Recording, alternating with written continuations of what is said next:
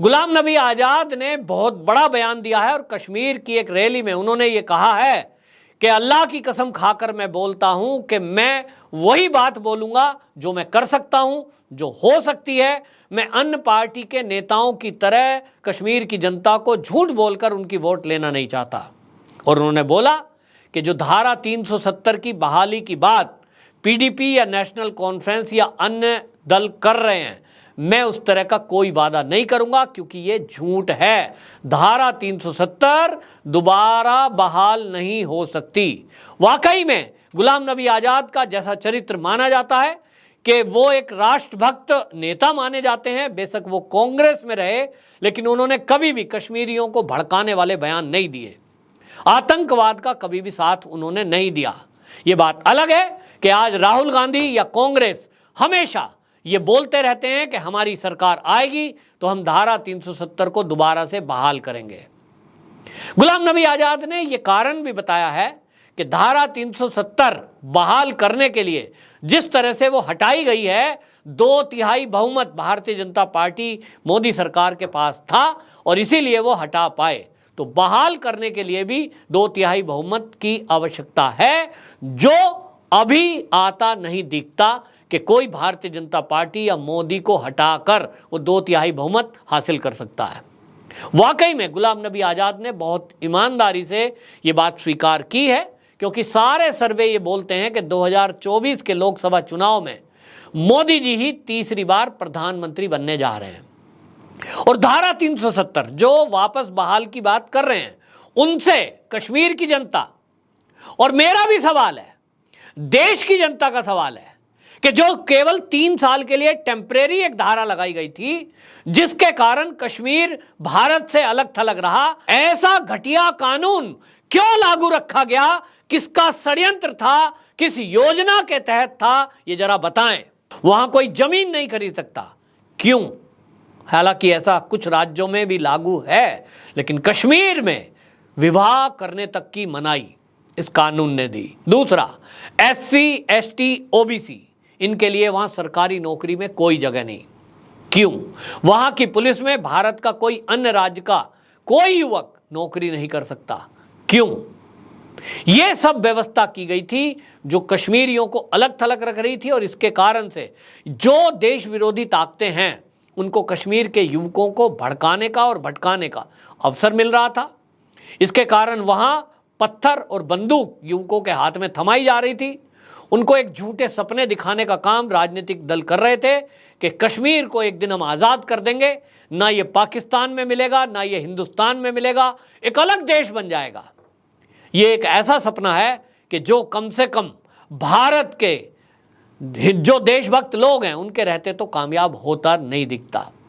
भारत की सेना अब इतनी कमज़ोर नहीं है, और वो देश की आज़ादी के बाद से कम ये तो तय है कि आप देखिए कि 1965 का युद्ध हुआ, 1971 का युद्ध हुआ, सब युद्धों में पाकिस्तान हो या फिर चीन, उसको मुंह की खानी पड़ी है। देश के अंदर सेना और देशभक्तों के कारण ये देश की सीमाएं और देश का आंतरिक व्यवस्था ये सुरक्षित है। लेकिन कुछ लोग कश्मीर को भारत से अलग करने का सपना हमेशा देखते रहे। अलगाववादी ताकतों को दिल्ली में बैठी सरकारें वहाँ कॉफ़ी पिलाती रही और उनको आदर सम्मान के साथ करोड़ों अरबों रुपया खर्चे के लिए देती रही, जिसका दुरुपयोग हुआ। उन्होंने अपने बच्चे विदेशों में पढ़ाए, लेकिन कश्मीरियों के हाथ में बंदूक थमाई। बड़ी मुश्किल से अब कश्मीर पटरी पे आ रहा है, और कश्मीरी ये अब महसूस कर रहा है कि जो मोदी सरकार है, केंद्र की योजना जो लागू हो रही है, उसके कारण से कश्मीर में विकास हो रहा है। लेकिन ये विकास अभी नाकाफी है। जम्मू रीजन की अगर मैं बात करूं तो जम्मू रीजन को हमेशा अलग थलग रखा गया। देश की आज़ादी के बाद से जम्मू कश्मीर की राजनीति करने वाले मैं नेताओं से पूछना चाहता हूं, चाहे वो नेशनल कॉन्फ्रेंस के फारूक अब्दुल्ला हो, चाहे पीडीपी की महबूबा मुफ्ती हो, वो जवाब दें कि आप लगातार अदल बदल करके सत्ता में आते रहे, कांग्रेस केंद्र में रही, आपने सारी व्यवस्थाएं, चाहे कॉलेज खोलना हो, चाहे उद्योग लगाना हो, फिर चाहे सड़कें बनानी हो, सब कश्मीर रीजन में दी। कश्मीर रीजन में विकास किया, कश्मीर रीजन को पैसा दिया, जम्मू रीजन को क्यों छोड़ दिया? आपको बताता हूं, जम्मू रीजन को इसलिए इग्नोर किया गया क्योंकि जम्मू रीजन में राष्ट्रभक्त लोग रहते हैं, हिंदू रहते हैं। मैं ये नहीं कह रहा हूं कि कश्मीर रीजन में कोई राष्ट्रभक्त नहीं रहता, लेकिन हिंदू मुस्लिम करके पिछली सरकारों ने जम्मू रीजन और कश्मीर रीजन को अलग अलग रखा और उनके साथ सौतेला व्यवहार किया। और इसके चलते अब जो गुलाम नबी आजाद हैं, उन्होंने जो बोला है, उन्होंने एक बात बोली है कि मेरा एक ही वादा है, मेरा एक ही प्रयास है कि जम्मू कश्मीर को पूर्ण राज्य का दर्जा मिले।